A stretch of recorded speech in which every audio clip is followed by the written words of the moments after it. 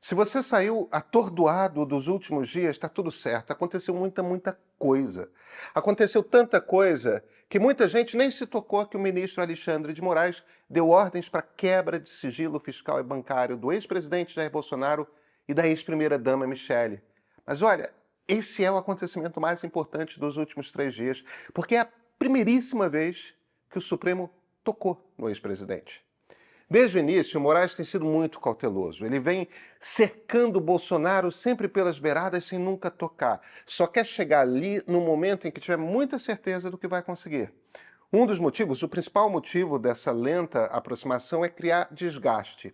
Gente tensa, preocupada, ansiosa com a notícia ruim que vai chegar um dia, mas nunca chega. Ora, gente assim faz bobagem. Mas não é só isso. Ao ir lentamente revelando quem os Bolsonaro de fato são, o apoio dele vai diminuindo. Tem menos gente com coragem de defendê-lo nas redes, nos grupos de zap, na vida em geral. Esse desgaste planejado do bolsonarismo faz parte da maneira como o processo está sendo conduzido. Mas não foi só isso que aconteceu, né? Temos a capa da revista Veja, com o advogado do tenente-coronel Mauro Cid afirmando que ele confessaria ter vendido as joias por ordem de Bolsonaro. Aí depois fez o desmentido mais não desmentido que a gente já deve ter visto na política brasileira. O hacker Walter Delgatti, ele contou à CPI que recebeu ordens de Bolsonaro para hackear a urna eletrônica e montar uma urna fraudável para ser usada de propaganda eleitoral. A deputada Carla Zambelli, que levou Delgatti a Bolsonaro, rapidinho se internou no hospital. O STF ordenou a apreensão dos 4 celulares de Frederic Vassef, que se diz advogado de Bolsonaro e o presidente nunca nega. Olha, Vassef é um falastrão, tá? A Procuradoria-Geral da República formalmente acusou o comando da Polícia Militar do Distrito Federal de estar mergulhado em teorias conspiratórias bolsonaristas e de acreditar que um levante popular manteria Bolsonaro no poder. Isso mesmo. A mesma turma que garantia a segurança dos palácios no 8 de janeiro. É muita coisa nova, é muita coisa diferente. E nada é bom para os golpistas. Bolsonaro, essa semana, ele entrou na mira do Supremo. E a gente precisa organizar isso tudo. Vamos. Aliás, não é só tudo isso que a gente precisa organizar, né? Precisamos também organizar a cabeça do Alexandre. O que é o ministro? Como ele pensa, como planeja, onde quer chegar? A gente passou a semana entre Brasília, Rio e São Paulo perguntando a quem o conhece. Políticos, amigos, colegas de toga. Aprendemos muitas coisas que a gente não sabia para trazer isso a vocês. A repórter especial Luciana Lima trabalhou muito nessa reportagem. Até eu entrei para ajudar na apuração. Para a gente fazer o mais completo possível. Se você tiver uma assinatura do meio, amanhã cedinho vai ter em mãos para ler. Então tá esperando o quê? Últimos dias desse preço de R$ 9,90, tá? Aproveita o preço velho e assina logo o anual. Eu sou Pedro Doria, editor do Meio. E esse aqui, esse é o ponto de partida.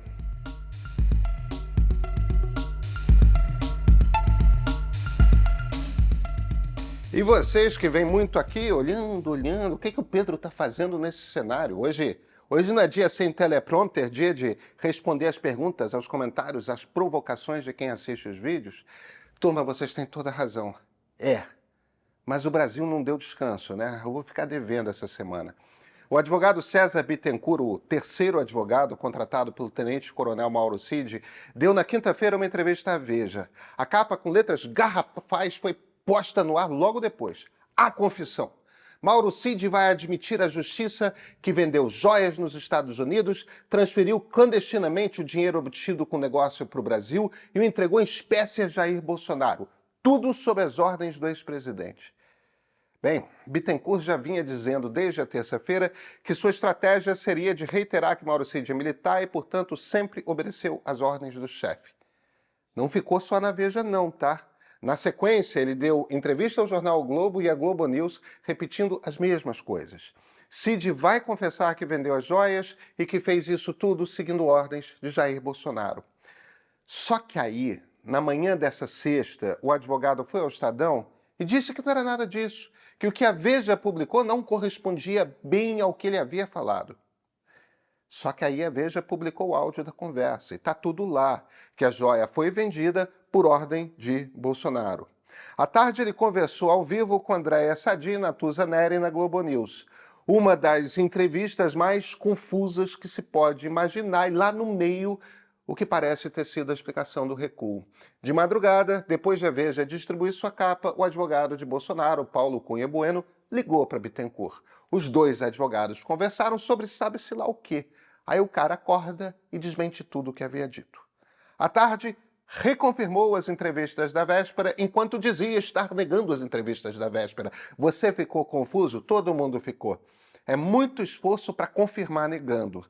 A chave está nessa conversa aí da madrugada. Fato é que está dito. Mauro Cid, de acordo com seu advogado, vendeu o Rolex que Bolsonaro não podia vender. E vendeu por ter recebido essa ordem diretamente do presidente. Bem, não é a única bomba relógio fazendo ó, tic-toc, tic-toc, tic-toc. O que está nos celulares de Frederic Vassef? Vassef não é o advogado de Bolsonaro, não está tocando nenhum caso do ex-presidente. Os advogados de verdade de Bolsonaro vivem pedindo a ele que diga claramente que Vassef não o representa. E, no entanto, Bolsonaro nunca o faz. Por quê? Por que Bolsonaro não quer desmentir Vassef em público? Não sabemos. Mas, quatrapalheira, ele e os celulares foram confiscados. E olha, Vassef é descrito de muitas formas no entorno do ex-presidente. Fio desencapado é uma expressão que eu ouvi. Irresponsável, gosta de aparecer e todo mundo está morrendo de medo, porque ninguém sabe o que está naqueles celulares, com quem ele conversou sobre o quê. Que é outra palavra com a qual é descrito? Falastrão. Estão com medo, principalmente porque ninguém acredita que Vassef vai sofrer para delatar, para confessar, como Cid está sofrendo. Se for pressionado, se achar que é vantagem, fala. O outro problema, claro, é Carla Zambelli, porque, vejam, Delgatti deu seu testemunho. Bolsonaro pediu a ele que quebrasse a urna eletrônica, que assumisse responsabilidade pelo grampeamento do presidente do Tribunal Superior Eleitoral, que preparasse uma versão fraudável da urna para usar como propaganda eleitoral, uma versão falsa da urna para simular que é passível de fraude. Tudo isso é problema grave na justiça. Quem mais estava lá e viu essa conversa? Carla Zambelli, que está sendo abandonada pelos bolsonaristas, que rapidamente se internou num hospital dizendo ter diverticulite. Delgatti é só um testemunho, um estelionatário que testemunha. Mas e se duas testemunhas contam a mesma história? Aí começa a virar prova, sabe? Zambelli vai falar? Pois é. Hoje, agora, no fim do dia, o Supremo formou maioria para tornar Zambelli ré por porte ilegal de arma na véspera da eleição. Vocês lembram, né? Nos Jardins, em São Paulo, a pressão, olha, só aumenta.